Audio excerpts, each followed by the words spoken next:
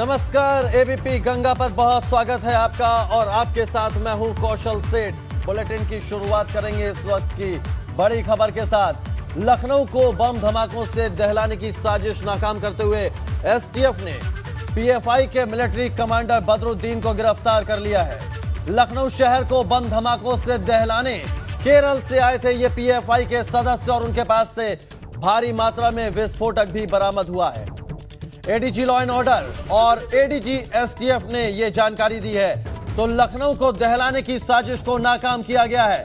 बसंत पंचमी पर एक साजिश रची गई थी पीएफआई के इस मिलिट्री कमांडर बदरुद्दीन की ओर से। इसको एक और साथी के साथ गिरफ्तार किया गया है। लखनऊ को बम धमाके से दहलाने की साजिश थी। पीएफआई से जुड़े संदिग्ध बदरुद्दीन और फिरोज के तार बसंत पंचमी पर विस्फोट की साजिश का खुलासा किया है यूपी पुलिस ने। PFI popular front of India संगठन से है और इनका नाम अंसर बदरुद्दीन, जो कि केरला के रहने वाले हैं, और दूसरा फिरोज खान, ये भी केरला के रहने वाले हैं।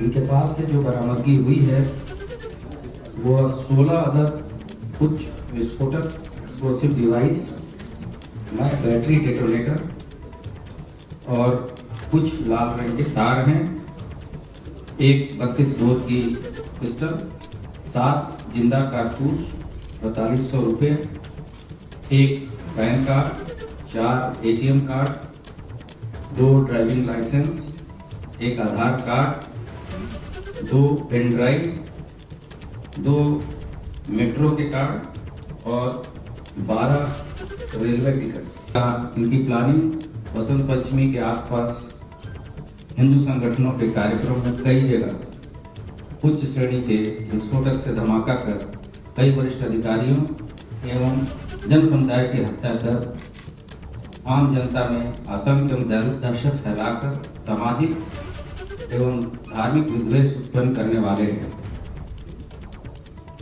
हमारी टीम ने इनको गिरफ्तार किया है।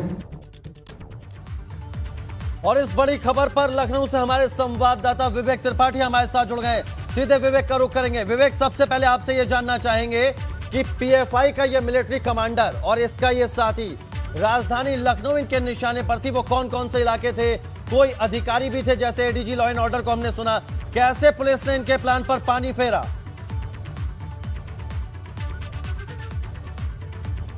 जी कौशल, देखिए दोनों पीएफआई के बहुत महत्वपूर्ण आदमी हैं और जो बदरुद्दीन है वो मिलिट्री कमांडर है जो ट्रेनिंग देता है नए लड़कों को, आतंकी घटनाओं की ट्रेनिंग देता है। जो दूसरा फिरोज खान है वो ट्रेनर है, वो बारूद और उससे बम बनाने का प्रशिक्षण देता है। मतलब जो उनके पास से 16 बम आज बरामद हुए हैं, उनको कह सकते हैं कि एकदम तैयार, लगभग तैयार बम थे वो। डेटोनेटर हैं, तार हैं, बिजली के, बस उनको जोड़ के उनको चालू करना बाकी था। वो सामग्री जो मिली है, एक तरह से इनको सुबह पकड़ा गया है और बसंत पंचमी के दिन ये पूरे लखनऊ को खून से लाल करने की साजिश रच रहे थे। इनके निशाने पर जैसे कि एडीजी ने कहा है कि बहुत सारे बड़े हिंदूवादी संगठनों के नेता, जो हिंदू संगठन हैं, उनके नेता इनके निशाने पर थे। कई अफसर भी निशाने पर थे जो पूरे प्रदेश में बड़ी जिनकी पोस्ट है वो भी निशाने पर थे। इन लोगों ने पूरे असलहे और गोला बारूद के साथ एंट्री की थी। ये लोग 11 फरवरी को ट्रेन से केरल से यहाँ पर आए थे और उसके बाद ये कहाँ रुके थे, हालांकि अभी बहुत सारी चीज़ें सामने आना बाकी हैं, क्योंकि पुलिस ने जब इनको गिरफ्तार किया है तो एसटीएफ ने जब पकड़ा है तो अन्य एजेंसियाँ भी साथ में थीं। अभी जो जानकारी मिली है कौशल, उसके हिसाब से ये कहाँ रुके थे, इनके साथ कौन कौन था, इन्होंने किन किन लोगों से मदद ली है, ये अभी पता नहीं चल पाया है। लेकिन इस पे इंटेलिजेंस एजेंसियाँ, इंटेलिजेंस ब्यूरो, एटीएस सब मिल के काम कर रही हैं। बाहर की एजेंसियाँ भी इसमें लगी हुई हैं। इन लोगों ने कुछ हिंदूवादी संगठन, में उनका नाम नहीं लूँगा क्योंकि वो बड़े संगठन ऐसे हैं जो संवेदनशील हैं और जिनके नाम सामने आए हैं अभी तक, वो भी बहुत संवेदनशील नाम है। जब तक इसकी जानकारी पूरी तरह से पुख्ता ना हो जाए तब तक इनका नाम नहीं लूंगा। लेकिन वो निशाने पर थे। वो हिंदू संगठन देश के बड़े नेताओं को उन्होंने निशाना बनाने की साजिश रची थी। बिल्कुल बड़ी साजिश थी इन पीएफआई के सदस्यों की। लेकिन विवेक, हाल ही में यूपी एसटीएफ ने केरल से रऊफ नाम के पीएफआई नेता को गिरफ्तार किया था, जिसे मथुरा कोर्ट में पेश भी किया था। क्या उस रऊफ की गिरफ्तारी से भी इनका कुछ ताल्लुक है? बिल्कुल बिल्कुल, ये पीएफआई रऊफ शरीफ जो है पीएफआई की छात्र इकाई है, सीएफआई यानी कैंपस फ्रंट ऑफ इंडिया, वो उसका राष्ट्रीय महासचिव है। रऊफ को एसटीएफ ने केरल से गिरफ्तार किया था। केरल में जब हाथरस कांड हुआ था, उसके बाद रऊफ ने जो साजिश रची थी, प्रदेश में जातीय हिंसा फैलाने की साजिश रची थी, उसके बाद जब मथुरा से 4 लोग पकड़े गए थे, जिसमें सिद्दीक कप्पन एक पत्रकार है और 3 अन्य लोग हैं। ये लोग रऊफ के इशारे पर ही मथुरा से होते हुए हाथरस जा रहे थे। हालांकि मथुरा पुलिस ने इनको अरेस्ट कर लिया था। वहां पर जो इन लोगों ने, इनके पास से काफी सामग्री मिली थी, कुछ जो लेखन सामग्री थी, जो पर्चे थे, आपत्तिजनक पर्चे थे, जिनसे सांप्रदायिक तनाव और जातिगत तनाव फैलाने का एक मंसूबा रच रहे थे, उनको पकड़ा था। जब ये लोग चारों गिरफ्तार हो गए थे तो रऊफ भागकर केरल चला गया था। रऊफ केरल का ही रहने वाला है और वहां से तिरुवनंतपुरम एयरपोर्ट से रऊफ ओमान भागने की साजिश कर रहा था। उसको 12 दिसंबर को केरल पुलिस ने इमिग्रेशन और बदरुद्दीन और फिरोज की अगर बात करें तो अब पुलिस की क्या कार्रवाई है? क्या कोर्ट में पेश करके रिमांड लेने की कोशिश करेगी पुलिस और राज उगलवा सके इन दोनों से? जी कौशल, देखिए एसटीएफ की टीम केरल से इनको लाई है, दोनों को, और रऊफ को लाई थी और रऊफ को मथुरा कोर्ट में पेश किया गया था। वहां से आज ही एसटीएफ ने 10 दिन की रिमांड भी मांगी है। रऊफ से जो पूछताछ में जानकारी मिली है, उसके बाद बदरुद्दीन और फिरोज का नाम सामने आया था। उससे मिले इनपुट पर ही इन दोनों को पकड़ा गया है। बिल्कुल, तो कहीं ना कहीं रऊफ से पूछताछ के बाद इन दोनों का नाम सामने आया और ये बड़ा खुलासा यूपी पुलिस ने किया। लखनऊ में एक बड़ी साजिश थी, उस साजिश पर यूपी पुलिस ने पानी फेरा। बहुत शुक्रिया विवेक आपका ये तमाम जानकारी हम तक पहुंचाने के लिए। आगे भी इस खबर पर नजर बनाए रखिएगा, हम अपडेट लेते रहेंगे। आगे बढ़ते हैं। भाजपा मुख्यालय में भाजपा नेताओं की बैठक खत्म हो गई है। किसान आंदोलन को लेकर यह बैठक चल रही थी और इस बैठक में क्या कुछ कहा है गृह मंत्री अमित शाह ने, वो हम आपको बताते हैं। अमित शाह ने कहा है कि देश को पीछे ले जाना चाहता है विपक्ष। ये सच्चाई जाट समाज को बतानी होगी। 15-20 दिन सभी को खापों और किसानों के बीच में रहना होगा। तो ये निर्देश दिए गए हैं भाजपा कार्यकर्ताओं को। यूपी, हरियाणा, राजस्थान और उत्तराखंड के संगठन के पदाधिकारी इस काम में जुट जाएंगे। और इसी खबर पर ज्यादा जानकारी के साथ रविकांत, हमारे संवाददाता, हमारे सहयोगी ज्यादा जानकारी के साथ जुड़ गए दिल्ली से। रविकांत, जिस तरह से भाजपा की ये अहम बैठक हुई, लगातार 83 दिन हो गए, अभी तक किसान पीछे हटने को तैयार नहीं है, सरकार भी अपना मूड बदलने को तैयार नहीं है। ऐसे में अब जो प्लान इस भाजपा मुख्यालय में तैयार हुआ है, खापों के बीच में जाएंगे, जाटों के बीच में जाएंगे, किसानों को समझाएंगे, 15-20 दिन का ये जो प्लान है, पूरी रूपरेखा क्या लब्बो-लुबाब है इसका?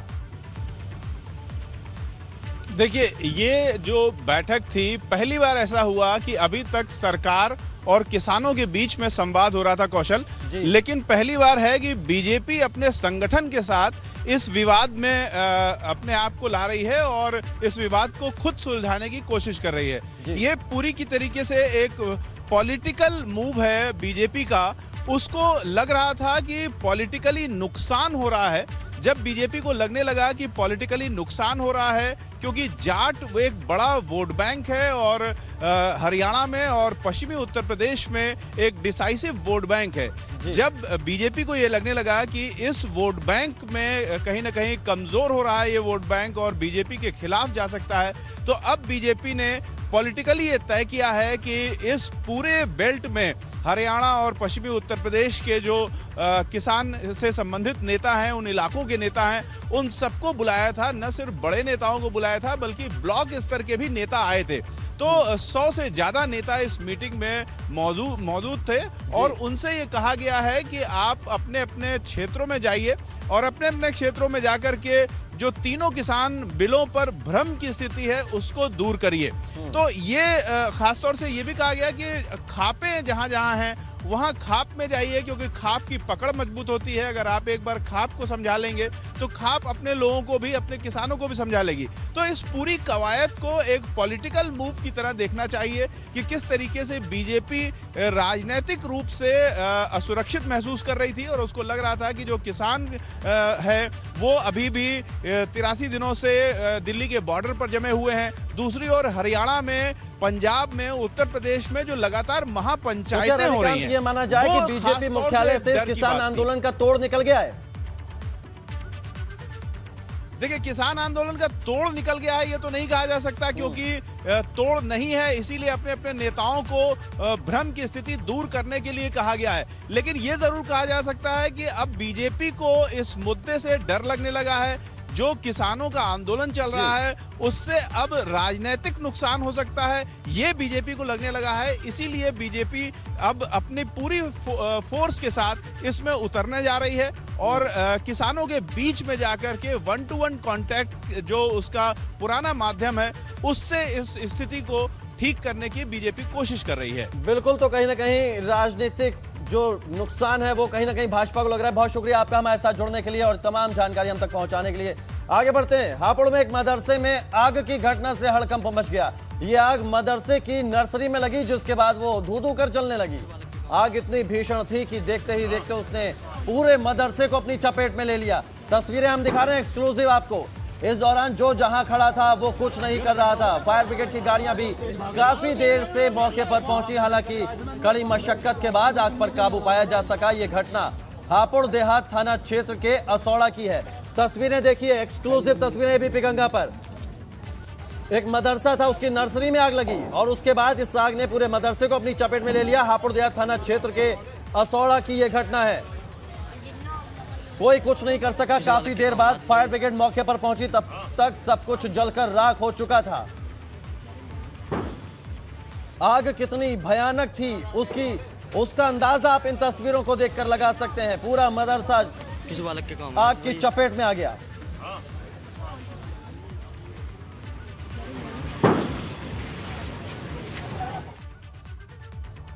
और हापुड़ से ही अगली खबर है, जहां दो गाड़ियों की टक्कर के बाद कार में आग लग गई। कार सवार 4 लोगों को बचाया गया और सभी घायलों को अस्पताल में भर्ती कराया गया। हापुड़ के देहात थाना क्षेत्र के मेरठ रोड की यह घटना है। तस्वीरें देखिए किस तरह से कार धू-धू कर जलने लगी। आग का गोला बन गई कार। 2 गाड़ियों की टक्कर के बाद कार में आग लगी और इस हादसे में 4 लोग घायल हुए, जिन्हें बचाया गया था। कार सवार लोग थे वो, उन्हें अस्पताल में भर्ती कराया गया। फायर ब्रिगेड मौके पर पहुंच गई, पुलिस भी मौके पर पहुंच गई। हापुड़ की ये तस्वीरें हैं। देहात थाना क्षेत्र के मेरठ रोड की ये घटना है, जहां पर 2 गाड़ियों में टक्कर के बाद कार में भीषण आग लग गई। देखते ही देखते पूरी कार जलकर राख हो गई। आग के गोले में तब्दील हो गई ये कार। हालांकि गनीमत ये रही कि इस कार में सवार 4 लोगों को बचा लिया गया, लेकिन वो घायल हैं, उन्हें अस्पताल में भर्ती कराया गया है। 2 गाड़ियों की टक्कर के बाद कार में भीषण आग लगी थी। हापुड़ के देहात थाना क्षेत्र के मेरठ रोड की ये घटना है। तो हापुड़ में ही, देहात क्षेत्र में ही 2 घटनाएं हुई। एक तस्वीर हम आपको दिखा रहे हैं, कार में आग लगी। दूसरी तस्वीर हम आपको दिखा रहे हैं, हापुड़ के देहात थाना क्षेत्र में ही एक मदरसे में आग लगी। पहले मदरसे की नर्सरी में आग लगी और उसके बाद इस आग ने पूरे मदरसे को अपनी चपेट में ले लिया। हापुड़ के देहात थाना क्षेत्र में 2 घटनाएं आग लगने की। 2 तस्वीरें हम आपको दिखा रहे हैं। 2 गाड़ियों में भीषण आग लगी, दोनों गाड़ियों में टक्कर हुई थी, इसके बाद आग लगी। और दूसरी तस्वीर एक मदरसे में आग लगी।